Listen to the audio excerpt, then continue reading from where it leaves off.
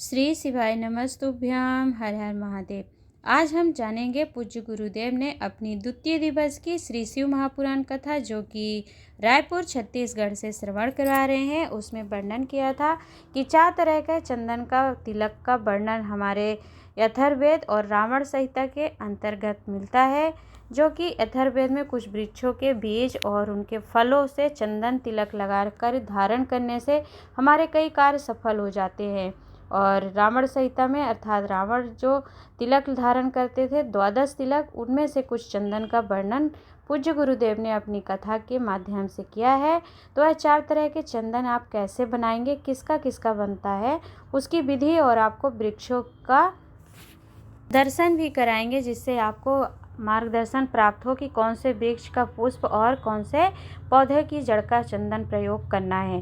तो सबसे पहले आपको बता दूं कि 4 तरह के चंदन का वर्णन पूज्य गुरुदेव ने किया है। पहला है सफ़ेद आंकड़े की जड़ का तिलक, जिसका प्रयोग जिन नारियों को संतान की प्राप्ति नहीं होती है तो रजस्वला धर्म के 7वें दिन सफ़ेद आंकड़े की जड़ को अपने कमर पर लाल धागे में श्री तुम्रकेश्वर महादेव का नाम स्मरण करके धारण किया जाता है। दूसरा तिलक है अपामार के बीज का तिलक। तीसरा तिलक आपको बनाना है दुर्वा का तिलक। और चौथा तिलक आप बनाएंगे बेलपत्र वृक्ष की जड़ का तिलक, जिसे आप अपने मस्तक पर चंदन के रूप में धारण करेंगे। तो सबसे पहले हम जानेंगे सफ़ेद आंकड़े की जड़ का उपाय।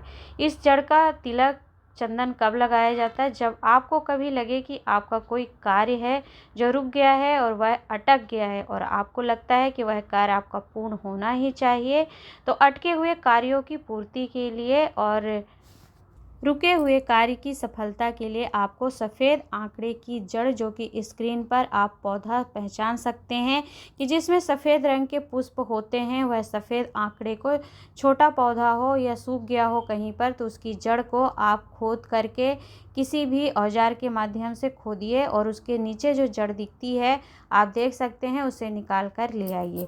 तो जड़ को ला करके फिर आपको क्या करना है, उसे घिस लेना है और घिस करके सफ़ेद आंकड़े की जड़ का चंदन आपको घिस कर सफ़ेद आंकड़े की जड़ के चंदन को आपको अपने मस्तक पर लगाना है।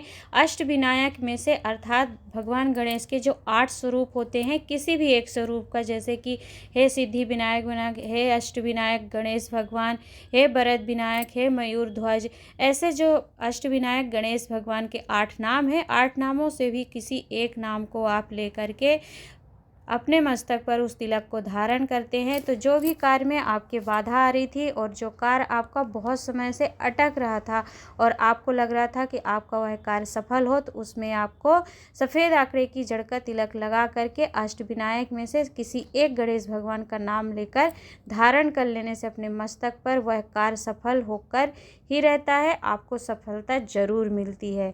पूज्य गुरुदेव ऐसा कहते हैं। तो आप वो एक तिलक जान लिए कि आपको सफ़ेद आंकड़े की जड़ का तिलक बना करके अपने मस्तक पर धारण करना है। दूसरा तिलक होता है अपमार्ग, जिसे कि चिरचिटा भी कहते हैं। तो किन लोगों के यहाँ पर, हमारे इधर चिरचिटा कहा जाता है अपमार्ग को। तो जिन जिन लोगों के यहाँ चिरचिटा भी कहा जाता है वह कमेंट बॉक्स में ज़रूर बताइएगा। तो स्क्रीन पर आपको वीडियो दिख रहा है, वीडियो के माध्यम से अपमार्ग का पौधा आप पहचान सकते हैं, जिसके आगे छोटे छोटे जीरे जैसे बीज लगे होते हैं। इसे कुछ लोग आमतौर पर सामान्य भाषा में लट जीरा भी कहते हैं। तो लट जीरा का जो अपमार्ग पौधा है, यह आपने देखा, इसे तोड़कर आपके आसपास कहीं लगा हुआ मिल जाए तो लेकर के आइए। इसका वर्णन शिव महापुराण में भी किया गया है कि भगवान शंकर को कौन कौन से पुष्प और पत्तियां समर्पित की जाती है। तो अपमार्ग का भी वर्णन आता है। अपामार के बीजों को आप तोड़ करके आप स्क्रीन पर देख सकते हैं, आपको दिखाने का प्रयास किया गया है अपामार का पौधा कैसा होता है। तो देखिए बहुत नुकीला होता है, हाथों में कटीला टाइप का होता है। हाथों में लेने पर यह कटीला होता है तो चुभता है। तो आपको हाथ से नहीं निकालना है इन बीजों को, किसी भी ऐसे चाकू के माध्यम से या फिर किसी लकड़ी से आप उस डंडी को पकड़ करके छील कर निकाल लीजिए। आप देख सकते हैं स्क्रीन पर जिस प्रकार मैंने निकाला है, इसी तरह अपामार के बीजों को आप निकाल करके और फिर क्या करेंगे, जब इनके बीज निकल जाएंगे, आप स्क्रीन पर बीज भी देखेंगे कि छोटे छोटे जीरे जैसे होते हैं और कटीले होते तो हाथों पर चुभते हैं, इसलिए आप प्रयास ना करें हाथों से उनको निकाल कर सुखाने का। तो सुखाने के बाद फिर क्या करेंगे, जब ये सूख जाएंगे तो इसका पाउडर आप बना लेंगे। पाउडर बनने पर यह चंदन का स्वरूप ले लेगा। आप क्या करेंगे, आप किसी भी शिवालय में जाएंगे और शिवालय में पहुंच करके अपामार्ग का जो चंदन आपने सुखा करके बीजों को तैयार किया है उसे शिवलिंग में आपको समर्पित करना है। अब शिवलिंग पर आपको कहाँ समर्पित करना है उसका भी एक विशेष स्थान पूज्य गुरुदेव ने वर्णन किया है, वह आप स्क्रीन पर ध्यानपूर्वक सुनिएगा, समझिएगा। शिवलिंग पर जिस स्थान से जल बह कर नीचे गिरता है, जिस स्थान पर जब आप जल झेलकर अपने घर के लिए लाते हैं और अपने पात्र को या अपने हस्त कमल को रखते हैं, ठीक उसी स्थान पर अर्थात जिस स्थान से जल बहकर नीचे जलाधारी से अशोक सुंदरी माता के चरण जो होते हैं पीछे की ओर से नीचे गिरता है, ठीक उसी स्थान पर जहाँ पर 33 कोटि देवी देवताओं की पत्नियों का स्थान होता है यह, तो यहाँ पर आपको वह चंदन जो अपमार्ग के बीजों का है उसे लगा करके पहले वहाँ पे आप लेपन कर दीजिए, अर्थात उसका पाउडर जो बनाया है उसे पानी से गीला करके और लगा दीजिए और लगाकर उस चंदन को निकाल कर एक कटोरी या एक डिब्बी में रख लीजिए। और जब कभी भी आपको लगे कि आपका कोई धन चला गया है, अर्थात यह तिलक कौन कौन धारण करेगा, लगा सकता अपने मस्तक पर, तो यदि किसी का धन चला गया हो, संपदा कोई लेकर चला गया हो, या फिर आपको कोई केस है जो चल रहा है कोर्ट में और वह सुलझ नहीं रहा है, तो ऐसी अवस्था में आपको अपमार्ग के बीजों को सुखाकर उसका तिलक धारण अपने मस्तक पर जो आपको विशेष स्थान बताया गया है उस स्थान पर लगाकर फिर यदि आप अपने मस्तक पर 1 महीने तक उस तिलक को लगाइए और अपने कार्य के लिए जाते रहिए, तो निश्चित ही अगले महीने तक चाहे जहाँ से भी यदि आपकी संपदा चली गई है, कोई धन चला गया है, तो वह प्राप्त हो जाता है। और आपको धन प्राप्ति के साथ ही आपकी यदि कोई केस चल रहा होता है, फाइल अटकी हुई होती है, तो उसका भी कुछ अच्छा ही फैसला आपके पक्ष में आता है। तो इसका तिलक आप लगा करके आप अपने धन को प्राप्त कर सकते हैं, साथ में अपना केस सुलझा सकते हैं। अपमार्ग के बीच का तिलक जो होता है आपको सुख प्रदान करता है, ऐसा पूज्य गुरुदेव वर्णन करते हैं और हमारे शास्त्र भी वर्णन करते हैं। चलिए जानते हैं हम अपने अगले चंदन के बारे में जो कि दुर्वा का तिलक होता है। दुर्वा का जो तिलक होता है वह कौन कौन लगा सकता है। यदि मान लीजिए कोई आपसे व्यक्ति कहता है कि तू ये नौकरी नहीं कर सकता, तू ये व्यवसाय नहीं कर सकता, तू ये दुकान नहीं चला सकता, या फिर ये कहता है अर्थात आपको किसी भी कार्य के लिए, चाहे वो नौकरी हो, व्यवसाय हो या कोई भी फील्ड की समस्याओं को लेकर के खड़ा रहता है, आपके आत्मबल को गिराने का प्रयास करता है और कहता है वह व्यक्ति कि तू किसी कार्य को नहीं कर सकता है, तो कोई बात नहीं, आप उसकी बात सुन लीजिए और साथ में यह दुर्वा के चंदन का तिलक का प्रयोग करिए। आपको कैसा करना है, स्क्रीन पर आपको दुर्वा दिख रही है। दुर्वा सफ़ेद रंग की भी होती है और हरे रंग की होती है, तो आपको हरे रंग वाली दुर्वा जो कि भगवान श्री गणेश भगवान को अति प्रिय है और उन्होंने तब धारण की थी इस दुर्वा को जब उन्होंने अनलासुर को निगल लिया था। एक असुर था जिसको निगल लिया, तब गणेश भगवान को यह दुर्वा कुबेर जी ने भगवान महादेव के कहने पर दिया था।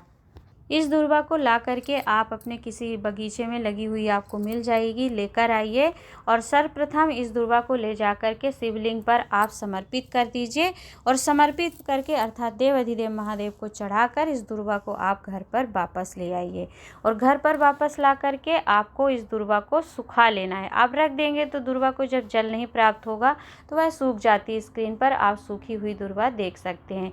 तो जब यह दुर्वा चढ़ी हुई आप ले आएँ तो उसको जला लीजिए। अब जलाने का अर्थात उसका भस्म तैयार करना है आपको, तो कैसे करेंगे, 2 तरीके हैं। या तो आप गैस पर घास होती है तो आप जिस तरीके से मैं जला रही हूँ इसी प्रकार से जला करके उसका जो भस्म होता है उसे ले लीजिए और फिर वापस इसे थोड़ी ज़्यादा दुर्वा लीजिएगा आप, क्योंकि यह सूखने पर जरा सी भस्म प्राप्त होती है।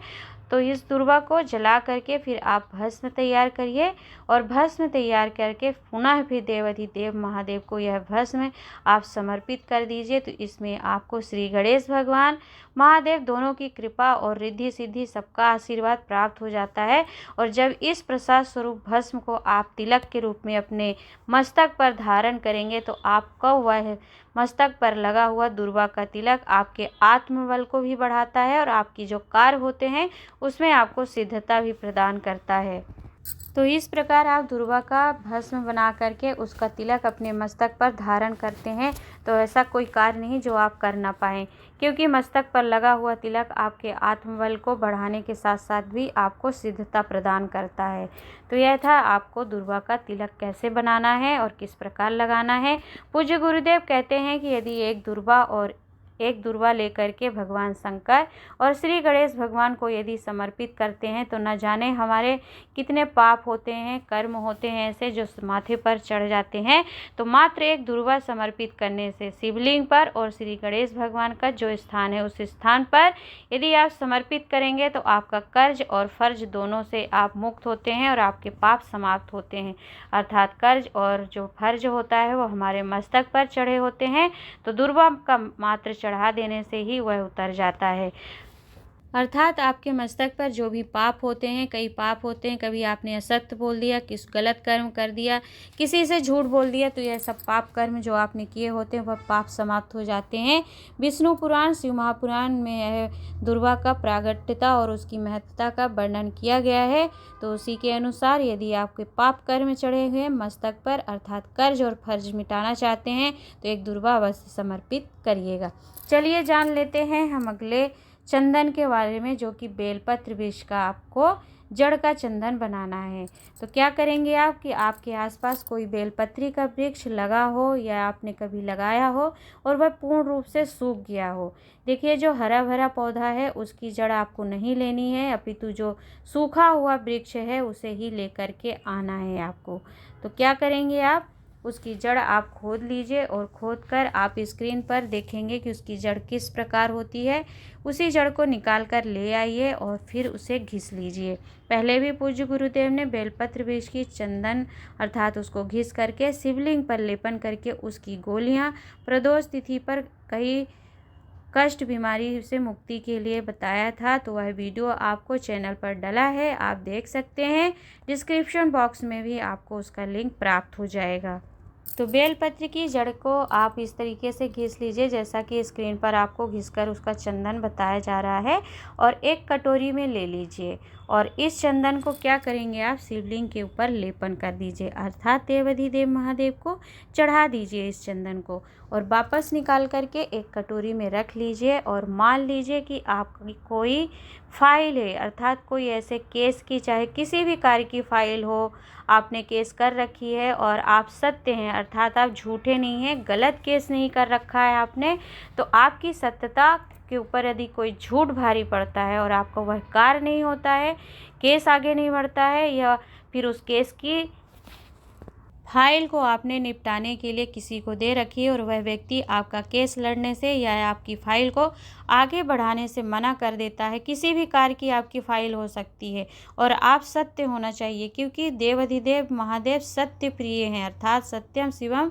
सुंदरम है। तो आप यदि गलत नहीं है, सत्य मार्ग पर हैं और आपका लगाया गया केस और फाइल सत्य है और आपके ऊपर झूठ हो रही है अर्थात जब सत्यता पर झूठ भारी पड़ता है तब ऐसे समय पर बेलपत्र वृक्ष के नीचे की जो मिट्टी होती है उसका तिलक भी यदि आप लगा करके जाते हैं तो उस केस में आपको सफलता अवश्य प्राप्त होती है। तो फिर बेलपत्र वृक्ष की यदि जड़ का चंदन आप ले करके घिस करके शिवलिंग पर उसका लेपन करके निकाल करके अपने मस्तक पर लगाकर उस तिलक को धारण करते हैं आप, तो बेलपत्र की जड़ का चंदन, उसके नीचे की मिट्टी का तिलक और बेलपत्र के नीचे किया गया अनुष्ठान बहुत अधिक फलदायी होता है, फल प्रदान करने वाला होता है। तो आपका यदि किसी केस पर फाइल है, केस है जो निपट नहीं रहा है और झूठ सत्य पर भारी पड़ रहा है, तो आप बेलपत्र वृक्ष की जड़ का चंदन तिलक अपने मस्तक पर लगाते हैं तो कुछ न कुछ आपको परिणाम बाबा सकारात्मक रूप से प्रदान करते ही हैं। तो पूज्य गुरुदेव द्वारा यह आपको 4 तरह के चंदन का महत्व जो कि अथर्ववेद और रावण संहिता से पूज्य गुरुदेव ने वर्णन किया है उसी को आपके समक्ष बताने का प्रयास किया है। तो आशा करती हूँ कि वीडियो आपके लिए उपयोगी और लाभप्रद रही होगी। यदि वीडियो आपको थोड़ी भी पसंद आई है तो कृपया करके इस वीडियो को शेयर कर दीजिएगा जिससे और लोग भी इसका लाभ प्राप्त कर सकें। और ऐसी ही जानकारियाँ और ऐसी ही वीडियो प्राप्त करने के लिए चैनल को सब्सक्राइब करते जाइएगा, जिससे आपको समय पर वीडियो का नोटिफिकेशन प्राप्त होता रहे। आज के लिए इतना ही। मिलती हूँ एक नए उपाय में नई जानकारी के साथ। तब तक के लिए हर हर महादेव, नमः शिवाय।